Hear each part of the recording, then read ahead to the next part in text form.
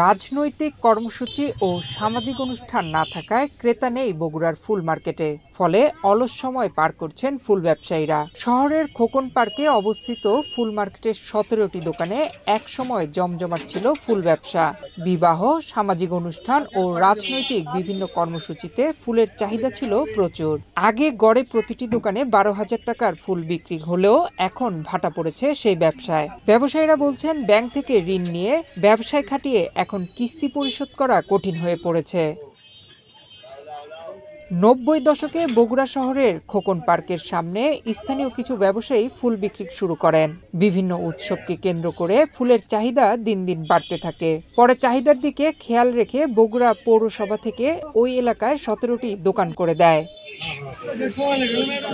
দীর্ঘদিন এই মার্কেট থেকে জেলার 12টি উপজেলার মানুষ বিভিন্ন রাজনৈতিক সংগঠন ও সামাজিক অনুষ্ঠানে সাজসজ্জার জন্য ফুল কিনতে আসেন। এই মার্কেটে প্রতিদিন গড়ে প্রায় 2 লাখ টাকার ফুল বিক্রি হতো, কিন্তু চলতি বছরের জানুয়ারি মাস জুড়ে ফুল বিক্রিতে ভাটা পড়েছে। এখন বর্তমানে ফেব্রুয়ারি মাস, এটা আপনার মূলত আসলে ভাষার মাস। হ্যাঁ, একদিকে এটা আপনার ভ্যালেন্টাইন আছে, বিশ্ব ভালোবাসা দিবস।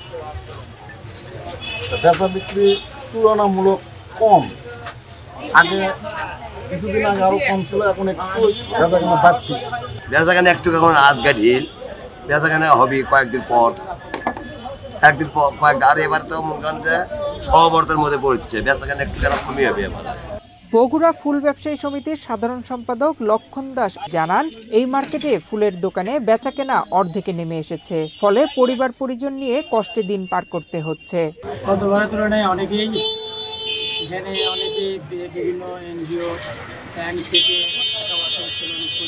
ব্যবসা পরিচালনা করতেছে, কিন্তু সেই তুলনায় তারা সে রিকভারি করতে পারছে না এবং ব্যাংকে লোন দিতে পারছে না এবং এনজিও কিস্তি পরিশোধ করে হিমশিম খেয়ে যাচ্ছে। গতবারে যেমন বেচাকেনা হয়েছে, এবার তেমন বেচাকেনা নেই। ফুল ব্যবসায়ীরা বলছেন, দিন দিন কমেছে ফুলের চাহিদা। এভাবে চলতে থাকলে ফুল ব্যবসায়ীদের লোকসান গুনতে হবে। রাজনৈতিক প্রোগ্রামও নাই এবং স্কুল কলেজে যে প্রোগ্রামগুলো ছিল সেগুলোও নেই। সাংস্কৃতিক অনুষ্ঠান আগে মোটামুটি ভালোই হচ্ছে, এখন মনে করেন যে সেটাও নেই। এই জন্য যাই হোক, আমাদের বেচা কিনে যা হওয়ার কথা তা হচ্ছে। ফুলের বাজারটা যদি স্বাভাবিক থাকতো, আমাদের বিক্রি করতে ভালো হতো, আমরা বিক্রি করতে ভালো পারতাম, প্লাস আমাদের লাভের অঙ্কটা ভালো হতো। আমাদের দোকানে ধরেন, আমার দোকানে 3টা কারিগর আছে, তাদেরকে বেতন দেওয়া 500 টাকা করে বেতন দিতে হয়। এই সমস্ত বেতনগুলোকে দোকান থেকে উঠতে হবে। ফুল ব্যবসায়ীরা আগে যশোর থেকে ফুল এনে বগুড়ায় ফুল বিক্রি করত। 2000 সালের পর শহরে ফুলের চাহিদা দ্বিগুণ হয়ে যায়। তখন বগুড়া সদর, শিবগঞ্জ, গাবতলী, সোনাতলা উপজেলায় গোলাপ, গাঁদা, গ্লাডিওলাস, রজনী, দেশি ও হাইব্রিড, কামিনী, জারবেরা ফুল চাষ শুরু হয়। এখন স্থানীয় ফুলের চাহিদা পূরণ করে বিভিন্ন জেলায় ফুল পাঠাচ্ছেন বগুড়ার ফুল চাষিরা। নয়ন বিশ্বাস, বাংলাদেশ প্রতিদিন।